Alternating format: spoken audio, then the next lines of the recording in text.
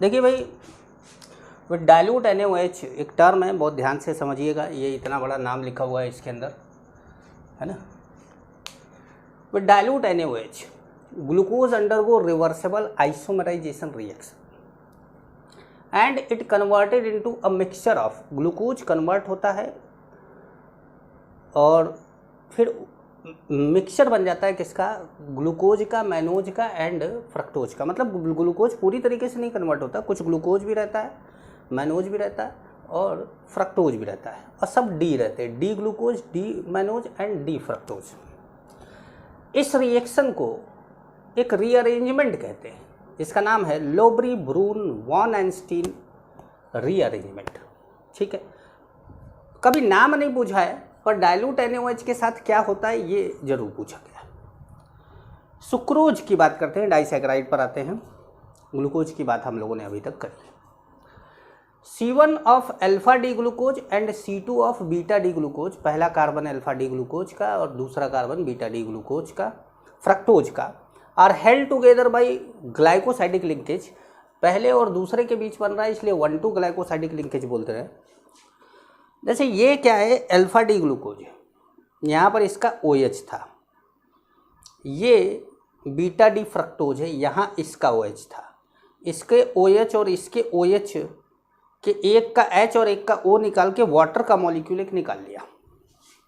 अब ये क्या बन गया, एनहाइड्राइड। अब यहाँ पर यही एनहाइड्राइड होने के कारण C6H12O6 plus C6H12O6 is equal to C12H24O12 ना होकर C12H22O11 हो जाता है। 2 H और एक O गायब होता है जो वाटर रहता है। इसके पहले कार्बन और इसके दूसरे कार्बन के बीच में एक लिंकेज बनता है, जिसको हम इस तरह के लिंकेज जितने भी बनेंगे आपको, चाहे आप डाइसैकराइड में देखें चाहे पॉलीसैकराइड में देखें, उसको ग्लाइकोसाइडिक लिंकेज बोला जाएगा। हाँ, लिंकेज जिन नंबर 2 जिन कार्बन नंबर के बीच में बनता है वो नंबर बोल देते हैं, जैसे 1 2 बोल देते हैं, 1 4 बोल देते हैं। जब माल्टोज में 1 4 बनता है, ये अल्फा डी ग्लूकोज है और ये बीटा डी ग्लूकोज है। ठीक है, तो इनके बीच में ऐसा बन गया। अच्छा, सुक्रोज जो होता है उसके पास हेमी एसिटल ग्रुप नहीं होता। जैसे देखिए यहाँ पर क्या है, COR और ये क्या है, OR। ठीक है, यहाँ पर देखिए OR और अब यहाँ तो कुछ है नहीं भाई, यहाँ पर तो C आ गया, ये भी C आ गया, ये H आ गया, यहाँ कुछ है नहीं। यहाँ देख लीजिए, यहाँ पर क्या है, OR और यहाँ पर भी क्या है, OR। कहने का मतलब है कि हेमी एसिटल ग्रुप ना होने के कारण ये रिड्यूसिंग शुगर ना होके नॉन रिड्यूसिंग शुगर होता है। It not give test with Tollen reagent, Fehling solution, Benedict solution, किसी के भी साथ टेस्ट ये नहीं देता है, इसीलिए इसको नॉन रिड्यूसिंग शुगर बोला जाता है। याद रखिएगा कि सुक्रोज नॉन रिड्यूसिंग शुगर है, माल्टोज रिड्यूसिंग शुगर है, लैक्टोज रिड्यूसिंग शुगर है, और बाकी जितने भी ग्लूकोज से बनते हैं अल्फा डी ग्लूकोज से, वो सब रिड्यूसिंग शुगर है। केवल फ्रक्टोज लिया जाए तो वो भी रिड्यूसिंग शुगर है, लेकिन ग्लूकोज और फ्रक्टोज को मिला देने पर वो क्या है, नॉन रिड्यूसिंग शुगर है। और नॉन रिड्यूसिंग शुगर का मतलब है वो शुगर जो टेस्ट नहीं देता टॉलन एजेंट से, फेलिंग सोल्यूशन से, बेनेडिक्ट सोल्यूशन से। ठीक है, अच्छा, दूसरी बात एक और बता दें कि सुक्रोज को टेबल शुगर भी बोला जाता है। टेबल शुगर, डाइनिंग टेबल पे जिसको रखते हैं वो टेबल शुगर। ठीक है, और सुक्रोज मिलता कहाँ से है, तो शुगर बीट से मिलता है, शुगर केन से मिलता है। सुक्रोज एक डेक्स्ट्रो रोटेटरी, जब आप प्लेन पोलराइज लाइट से इसको पास कराते हैं, प्लेन पोलराइज लाइट इसमें से पास कराते हैं, तो इतना एंगल राइट साइड में ये घूम जाता है, प्लेन पोलराइज लाइट घूम जाती है, इसलिए इसको डेक्स्ट्रो रोटेटरी बोला जाता है। लेकिन जब पानी में डालते हैं तो हाइड्रोलिसिस होती है, हाइड्रोलिसिस होती है तो ग्लूकोज और फ्रक्टोज में टूट जाता है। तो after hydrolysis it gives dextro rotatory glucose, कितना 52.9, एंड लीवो रोटेटरी फ्रक्टोज कितना -92.4।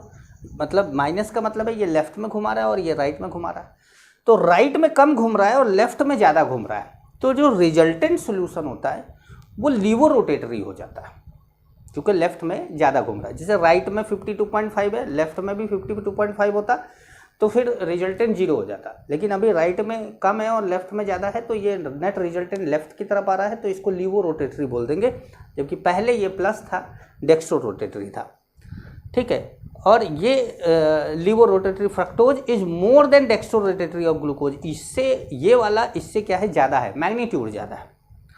सो the mixture is levo rotatory, इसलिए मिक्सचर क्या हो जाता है, लीवो रोटेटरी होता है। The process of change in sign of rotation, plus से माइनस में जाना, is known as inversion, and the product is known as invert sugar. NCERT में ये पूरी लाइन लिखी गई है, आप चाहे तो उसको पढ़ सकते हैं वहाँ से, मैं आगे बताता हूँ।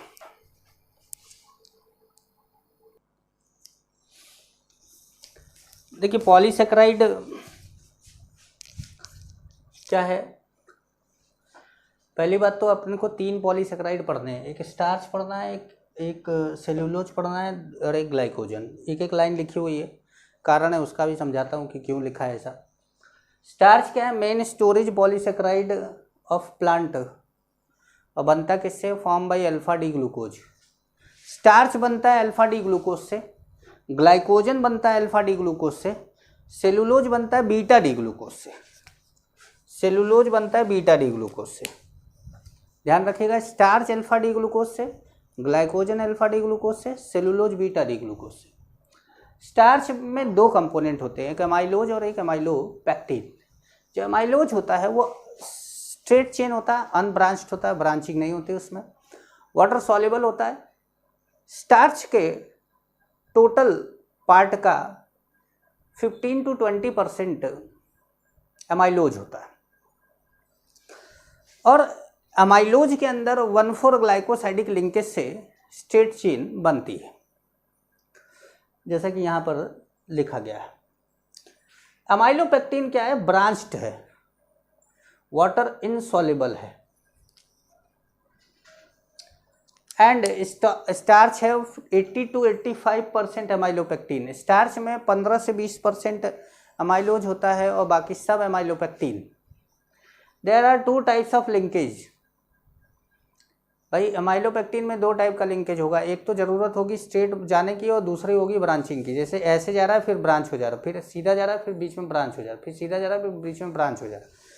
तो जो सीधा जा रहा है वो 1,4 लिंकेज की वजह से हो रहा है, और जो ब्रांच हो रहा है वो 1,6 लिंकेज की वजह से हो रहा है। तो इसमें लिखा गया है कि there are 2 types of linkage, the first is 1,4 glycosidic linkage for straight chain and second is 1,6 glycosidic linkage for branching. Amylose और ग्लाइकोजन सेम है, बस फर्क क्या है, एमाइलोज में एमाइलोज नहीं, एमाइलोपेक्टिन और ग्लाइकोजन सेम है।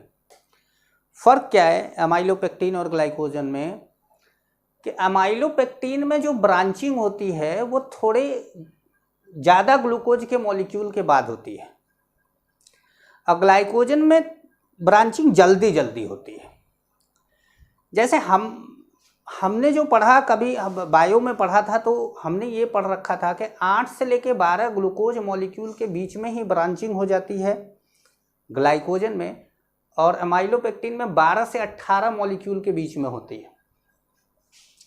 तो उस समय हमने अपने बॉटनिंग के सर से ये भी पूछा था कि सर मान लीजिए 12 पे ब्रांचिंग हो गई तो 8 से 12 वाले में गिनेंगे कि 12 से 18 वाले में गिनेंगे।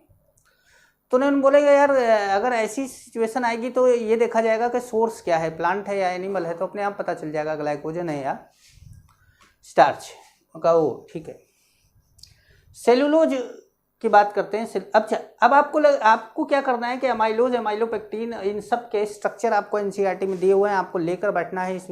जब आप एनसीईआरटी देख रहे हो या जब भी आप इस टॉपिक को पढ़ रहे हो तो आपके हाथ में वो एनसीईआरटी का पोर्शन खुला होना चाहिए जिसमें ये सारा लिंकेज बना हुआ दिख रहा है। बहुत बड़ा बड़ा लिंकेज था इसलिए मैंने बनाया नहीं, क्योंकि कई बार क्या है, जैसे सेलुलोज बनाना, सेलुलोज यहाँ से लेकिन वहाँ तक बनाते रहते और वो पूरा सेलुलोज बनता भी नहीं, तो इसलिए मैंने कहा कि आप उसको देख लीजिएगा। Most abundant organic substance in plant kingdom cellulose है। It is straight chain polysaccharide of beta D glucose, ये बीटा डी ग्लूकोज का है। देर आर 1,4 ग्लाइकोसाइडिक लिंकेज, इनके स्ट्रेट चेन है, 1,4 ग्लाइकोसाइडिक लिंकेज है। हर जगह 1,4 ग्लाइकोसाइडिक लिंकेज ही है, केवल सुक्रोज में 1,2 ग्लाइकोसाइडिक लिंकेज है, बस याद रखिएगा। ग्लाइकोजन में, ग्लाइकोजन किसकी तरह है, अमाइलोपेक्टिन की तरह। मैंने अभी बताया कि वो ये भी किससे बनता है, अगर यहाँ पर मैंने लिखा नहीं है लेकिन आप चाहें तो लिख सकते हैं, it is form by alpha D glucose. जगह नहीं है ना, नीचे जाने पर आपको दिखता नहीं है, तो form by alpha D glucose, ठीक है। Carbohydrate, the carbohydrate stored in animal body, animal body में स्टोर होता है, लीवर में स्टोर होता है ये।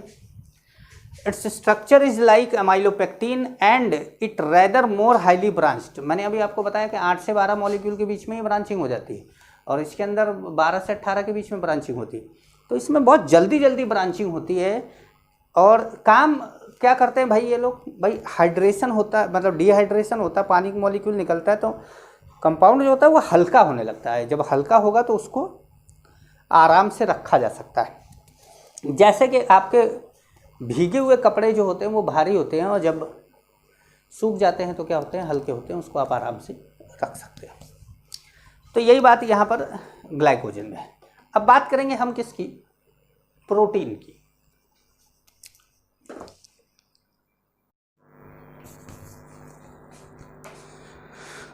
प्रोटीन की बात करते हैं। प्रोटीन क्या है, पॉलीएमाइड है, मोस्ट अबंडेंट बायोमोलिक्यूल है इन लिविंग बॉडी। सभी protein, all proteins are polymer of alpha amino acid, beta नहीं होता, ये alpha amino acid. Amino acid contain amino acid है तो एमिनो भी होगा और एमिनो ग्रुप भी होगा, और कार्बोक्सिलिक एसिड एसिडिक ग्रुप भी होगा। वैसे एमिनो एसिड का मतलब, हम जो बायोमोलिक्यूल में अमीनो एसिड पढ़ते हैं वो उसके हिसाब से NH2 और C डबल बचे, वरना कहीं पर भी NH2 हो और कार्बोक्सिलिक एसिड हो या SO3H हो, वो भी अमीनो एसिड है, पर उसका बायोमोलिक्यूल से कोई लेना देना नहीं है। अब देखिए एमिनो एसिड, ये एमिनो, ये एसिड, एसिडिक कार्बन के बगल वाला मतलब कार्बोक्सिलिक एसिड के बगल वाला कार्बन अल्फा, फिर बीटा, फिर गामा, फिर NH2। NH2 किस पे लगाए, गामा पे, या NH2 किस पे लगाए, बीटा पे, या NH2 किस पे लगाए, अल्फा पे। तो एमिनो एसिड कई तरह के हो सकते हैं, लेकिन प्रोटीन की हाइड्रोलिसिस से जो एमिनो एसिड आपको मिलते हैं वो केवल अल्फा एमिनो एसिड मिलते हैं, बीटा, गामा, डेल्टा ये सब नहीं मिलता। There are 20 types of amino acid are present in living body. 10 essential होते हैं और 10 नॉन एसेंशियल होते हैं। एसेंशियल का मतलब होता है जिसको बाहर से लेने की ज़रूरत पड़े, और नॉन एसेंशियल का मतलब होता है जो अपनी बॉडी में अंदर ही सिंथेसाइज हो जाए, उसको नॉन एसेंशियल बोलते हैं। All natural occurring amino acids are L isomer, ये बात भी ध्यान रखिएगा। All amino acids are optically active except glycine, glycine optically inactive होता है क्योंकि उसके यहाँ और यहाँ दोनों तरफ H होता है, बाकी सब में एक H होता है और दूसरी जगह पर कोई R या कोई ग्रुप लगा होता है। हाँ, optically active. Types of amino acid, amino acid दो तरह का है, एक एसेंशियल है और दूसरा नॉन एसेंशियल है, इस तरीके से डिवाइड किया गया। हमने एक कोड वर्ड बनाया इसका, PVT, private hold time, private hold time, time में ई भी आता है, ई नहीं है, ध्यान रखिएगा। 10 अमीनो एसिड है, 3 4 7 3 10। प्राइवेट का P phenyl alanine, P valine, T threonine, H histidine था, A आर्जिनिन था, इधर उधर हो गया है। L ल्यूसीन है, दूसरा L लाइसिन है, T ट्रिप्टोफैन है, I आइसोल्यूसिन है और M मेथियोनिन है। आप जानते हैं, आप अगर आप बायो के स्टूडेंट हैं तो ये बात अच्छी तरीके से जानते हैं कि जब हम प्रोटीन की सिंथेसिस करते हैं और जब tRNA ट्रांसफ़र RNA आता है और mRNA पर, तो mRNA पर वो खोजता है, पहला जो कोड खोजता है वो मिथियोनिन का होता है। मिथियोनिन मिलता है AUG, तभी प्रोटीन सिंथेसिस की स्टार्टिंग होती है, और उसके बाद बंद वहाँ हो जाता है जहाँ पे नॉनसेस कोडॉन मिलता है। नॉनसेस कोडॉन शायद 3 होते हैं ना, UAE और ऐसे कुछ 3 होता है, याद नहीं है पूरा एग्जैक्टली। याद तो तब पड़ेगा ना जब ज़रूरत पड़ेगी, कभी ज़रूरत नहीं पड़ती है। जब पढ़ाई करी थी 15-16 साल पहले, तब कभी उसके बारे में सुना था, अब याद नहीं है। अब याद तब आएगा जब दोबारा पढ़ने लगेंगे उसी को। मान लीजिए कि कल को कहा जाएगा भाई बॉटनी पढ़ाइए, तो पढ़ाने लगेंगे तो फिर पता चल जाएगा कि जो है क्या हो रहा है ये। ठीक है, ट्रिप्टोफैन, आइसोल्यूसिन, मेथियोनिन। अब 10 जो एसेंशियल है उसमें बायो में तो बच्चे पढ़ते हैं कि बचपन में एसेंशियल होते हैं, बाद में नॉन एसेंशियल हो जाते हैं। वो दुनियादारी से हमको नहीं मतलब है, हमारे के लिए केवल 10 एमिनो एसिड है जो एसेंशियल है। बाकी बचपन में 10 होते हैं, बुढ़ापे में 8 हो जाते हैं, इससे नहीं मतलब है हमको। हमारे लिए एनसीईआरटी में 10 एमिनो एसिड एसेंशियल है और बाकी 10 नॉन एसेंशियल है, उनको भी मैं लिख देता हूँ।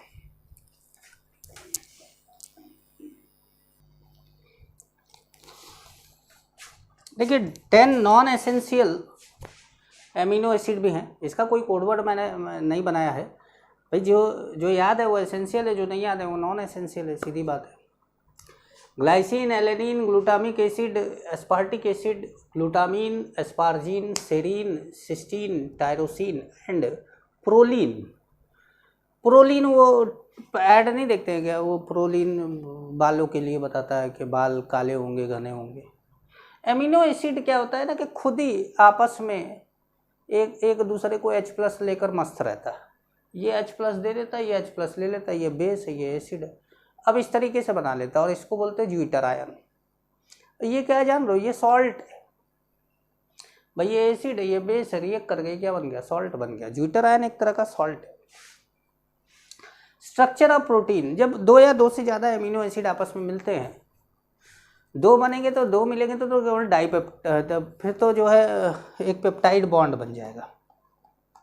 जैसे एक एमिनो एसिड आपने लिया, ये एमिनो एसिड आपने लिया, एल हमने बोला था एल आइसोमर लेना है। एल आइसोमर क्या होते हैं, जब NH2 ग्रुप लेफ्ट साइड में रहता है तो वो एल आइसोमर रहते हैं। हमेशा ध्यान रखिएगा कि जब भी आपका बॉन्ड बनेगा उसमें NH2 ग्रुप लेफ्ट साइड में रहेगा, मतलब जो बॉन्ड होगा शुरुआत पेप्टाइड बॉन्ड की वो होगी CONH। कभी भी NHCO नहीं होगा, CONH होगा। CONH के बाद कार्बन, फिर COOH, CO के पहले कार्बन, फिर NH2। ये ध्यान रखिएगा हमेशा। ये R1 R2 मैंने जो है 2 अलग अलग तरह के अमीनो एसिड लेकर किसी के नाम नहीं लिखे हैं, ये आपको याद करना पड़ेगा कि कौन से अमीनो एसिड का R क्या है, ये आपको याद करना पड़ेगा आपके एनसीईआरटी से। क्योंकि क्या हुआ कि अभी जनवरी में जेईई मेंस का एग्ज़ाम था, तो एक बच्चा, मेरी कोचिंग मेडिकल इंजीनियरिंग दोनों की है, तो एक बच्चा आया मेरे पास, बोला कि सर ये एमिनो एसिड के स्ट्रक्चर याद करना ज़रूरी है। तो मैंने बोला हाँ, क्योंकि वो बच्चा सबसे पूरी क्लास का, वह पूरी कोचिंग का सबसे तेज़ बच्चा था। तो मैंने कहा कि इसको कोई बड़ी बात नहीं है याद करना, ये इस बच्चे के लिए। मैंने बोला हाँ यार, सब याद कर डालो, पूछ सकता है। और उसके पेपर में पूछा था, ऑनलाइन पेपर था, उसके पेपर में पूछा था एलेनिन का। तो एलेनिन का तो खैर खाली CH3 होता है, लेकिन अब किसी का भी पूछा तो था। तो अब जैसे इसका R1 हो गया, R2 हो गया, दोनों जुड़ गए आपस में, यहाँ से OH निकला, ऐसे H निकला, एक वाटर का मॉलिक्यूल क्या हुआ, यहाँ से निकल गया। अब CONH एमाइड है, इसीलिए प्रोटीन को बोला था पॉलीएमाइड। इसको पेप्टाइड बॉन्ड या पेप्टाइड लिंकेज बोलते हैं। अब प्रोटीन के अंदर तो ढेर सारे एमिनो एसिड जोड़ते जाएंगे तो ढेर सारे पेप्टाइड बॉन्ड बनेंगे, इसीलिए प्रोटीन का नाम पॉलीपेप्टाइड भी होता है। ठीक है, अब बात करते हैं प्रोटीन के क्लासिफिकेशन की, कि प्रोटीन को क्लासिफाई कैसे किया जाए। तो देखो 2 तरीका है, एक तो स्ट्रक्चर से कि भाई प्राइमरी प्रोटीन है, सेकेंडरी प्रोटीन है, टर्सरी प्रोटीन है, और दूसरा आप मॉलिक्यूलर शेप से, जैसे ग्लोबुलर प्रोटीन है, फाइब्रस प्रोटीन है, धागे की तरह है कि बॉल की तरह है, कर सकते हैं। तो मैं दोनों तरह से क्लासिफाई करके दिखाता हूँ आपको।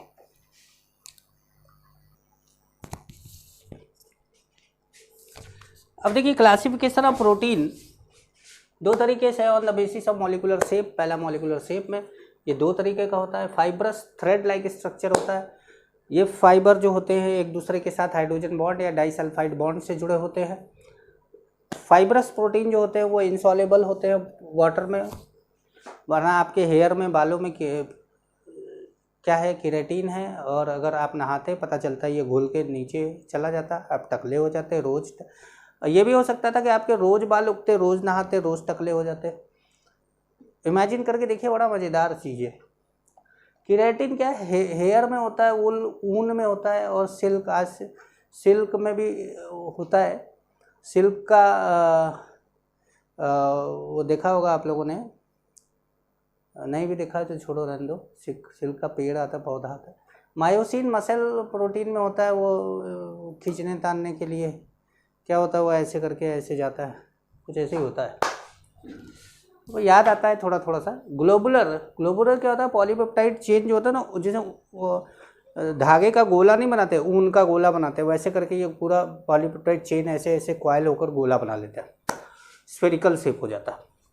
ये पानी में डिजॉल्व होता है। जैसे इंसुलिन, एल्ब्यूमिन।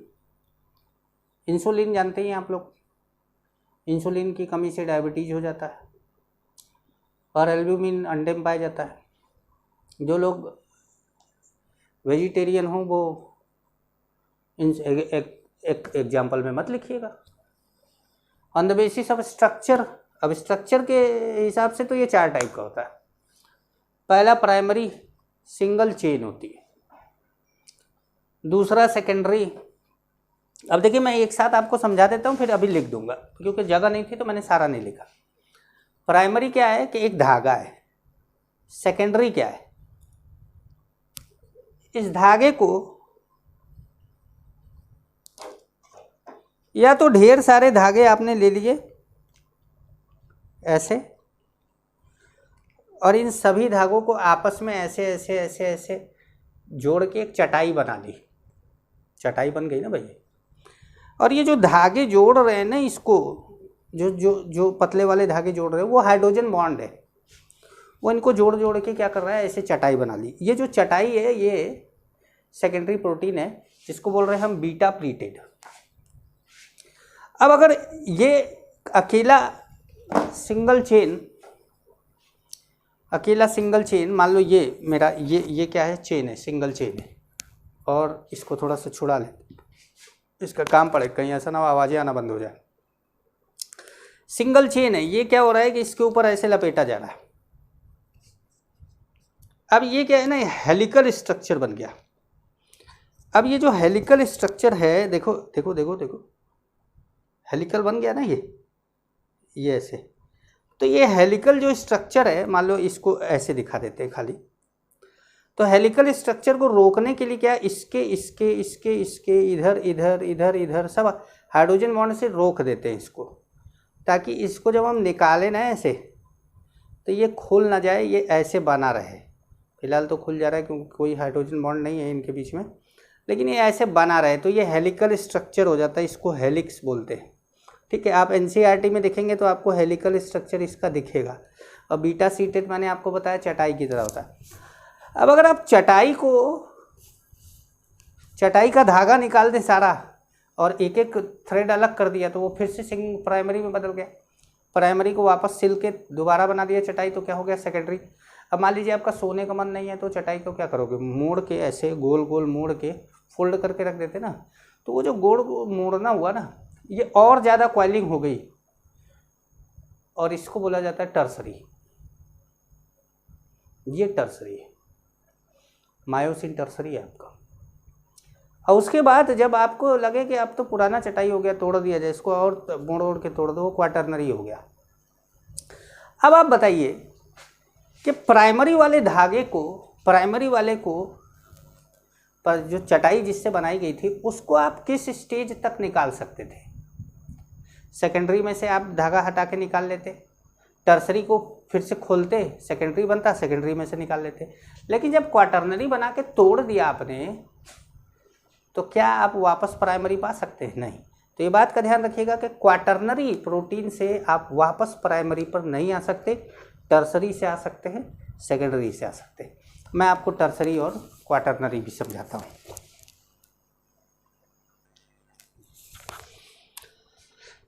अब देखिए, टर्सरी प्रोटीन क्या है, form by over folding of polypeptide chain, further folding of secondary protein. मैंने आपको बताया था कि चटाई को हम लोग मोड़ दें तो क्या हो जाएगा, टर्सरी प्रोटीन हो जाएगा। It has hydrogen bond, disulphide bond, मतलब जो भी बॉन्ड जानते हो सब इसके अंदर है। हाइड्रोजन बॉन्ड है, डाइसल्फाइड बॉन्ड है, वंडरवॉल फोर्स है, आयनिक बॉन्ड है, इलेक्ट्रोस्टैटिक फोर्स बोलते हैं, सब है इसके अंदर। क्वाटर्नरी प्रोटीन क्या होता है कि क्वाटर्नरी प्रोटीन में हम बोल सकते हैं कि और ज़्यादा फोल्डिंग हो गई, लेकिन form by excessive folding of 2 और मोर टाइप पॉलीपेप्टाइड चेन। अब यहाँ पर क्या होता है, एक से ज़्यादा तरह के पॉलीपेप्टाइड चेन घुस जाते हैं। अभी तक एक ही टाइप का पॉलीपेप्टाइड चेन था, तो वहाँ क्या होता है कि वापस आप बैक नहीं आ सकते। जैसे ये हुआ कि ये तो क्राइम की दुनिया है, यहाँ आया जा सकता है, वापस नहीं जा सकता। ऐसे कोई डायलॉग वालॉग मारते हैं ना, कालीन भैया मारते हैं डायलॉग।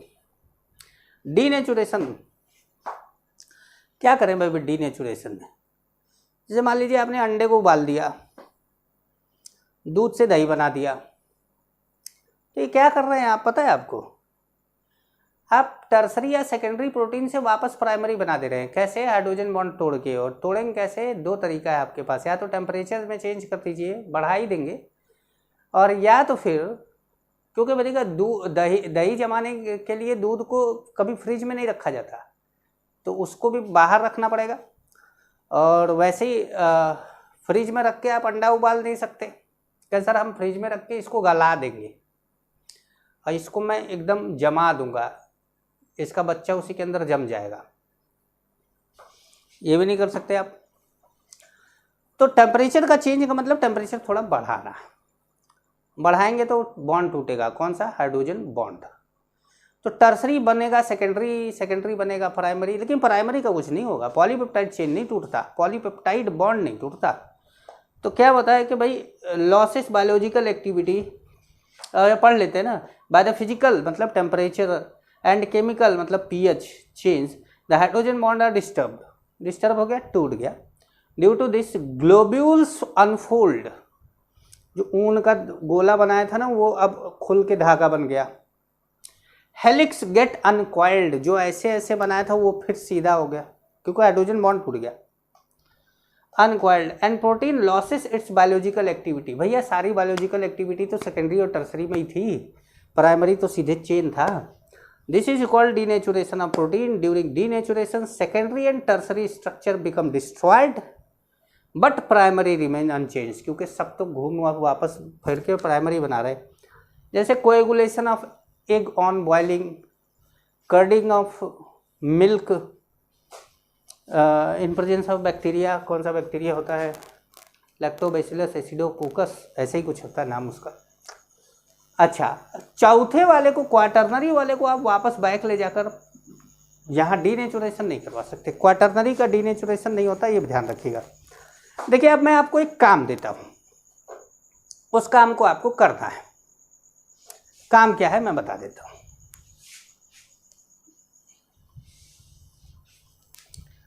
अब आपको पढ़ना है विटामिन, न्यूक्लिक एसिड्स, इसमें डीएनए, आरएनए, और तीसरा है एंजाइम। मैंने इसमें से कुछ भी पढ़ा है ना तो मैं बायो में घुस जाऊंगा। अगर मैं इसमें घुस गया एक बार तो मैं 8-10 लेक्चर पढ़ा डालूंगा, इसलिए मैं अपने आप को रोक रहा हूँ। ये चीज़ें आप पढ़ डालिएगा। विटामिन में क्या पढ़ना है आपको? सोर्स, विटामिन का नाम क्या है, जैसे फिनाइलएलेनिन है कि जो है स्कॉर्बिक एसिड है, अलग अलग तरह के नाम है ना, साइनोकोबाइलेमिन है, फोलिक एसिड है, इस तरह से नाम अलग अलग हैं। विटामिन के थियामीन है। तो इस तरह के नाम सब आपको याद रखने, कौन से विटामिन का क्या नाम है, उसका सोर्स क्या है और उसकी कमी से कौन सी बीमारी होती है। जैसे विटामिन B12 से की कमी से पर्सिनेशियस एनीमिया होता है। पर्सिनेशियस एनीमिया क्या होता है? जैसे एनीमिया, वो पर्सिनेशियस एनीमिया में क्या होता है ना कि जो ब्लड सेल होते हैं वो इमेच्योर होते हैं, मतलब ब्लड सेल मेच्योर नहीं हो पाते। जैसे 120 दिन जिंदगी है पूरे खून की तरह, तो हमारा लॉकडाउन हो गया और उसमें वो मेच्योर नहीं हो पा रहा बेचारा, मतलब आप यूँ कुपोषण का शिकार है। अच्छा, एनीमिया एक और आता है, आपको पता होगा, एक जो है सिकल सेल एनीमिया होता है, उसमें पता नहीं वो शायद प्रोलीन वेलिन का कोई चक्कर है, कुछ कोई इधर उधर हो जाता है, कुछ है ऐसा। न्यूक्लिक एसिड डीएनए आरएनए है। डीएनए जो होता है, आरएनए 3 तरह का होता है, टीआरएनए, एमआरएनए, आरआरएनए। टीआरएनए आप जानते हैं transfer RNA, mRNA messenger RNA जो कि बाद में बनता है, और आरआरएनए राइबोसोमल आरएनए। एमआरएनए जो है वो एचएनआरएनए था, हैवी न्यूक्लियर आरएनए। जब वहाँ से आता है तो इंट्रॉन एक्सॉन की कटिंग वटिंग होती है और उसके बाद उसको एमआरएनए बना देते हैं। एंजाइम, सभी एंजाइम प्रोटीन होते हैं, केवल एक को छोड़ के, नाम है राइबोजाइम। लॉक एंड की मॉडल इसका आपको पढ़ना है। तो इस प्रकार मैंने आपको बायोमोलिक्यूल चैप्टर कंप्लीट कर दिया है। डॉक्टर हरगोविंद खुराना के बारे में पढ़िएगा इसके अंदर, ठीक है। जेम्स वाटसन के बारे में पढ़िएगा, वाटसन एंड क्रिक के बारे में पढ़िएगा। क्रिक, वाटसन एंड क्रिक नाम था इनका। डीएनए के बारे में उन्होंने बताया था। हमारे भारत के जो है, इंडिया के जो डीएनए प्रिंटिंग के वो फादर माने जाते हैं, उनका नाम है डॉक्टर लालजी सिंह। और वैसे तो पता नहीं एरिक जैफरी या ऐसे कुछ नाम है, बारी वाले का नहीं पता मुझे, ठीक है। तो आप इसको पूरा कंप्लीट कर लीजिएगा।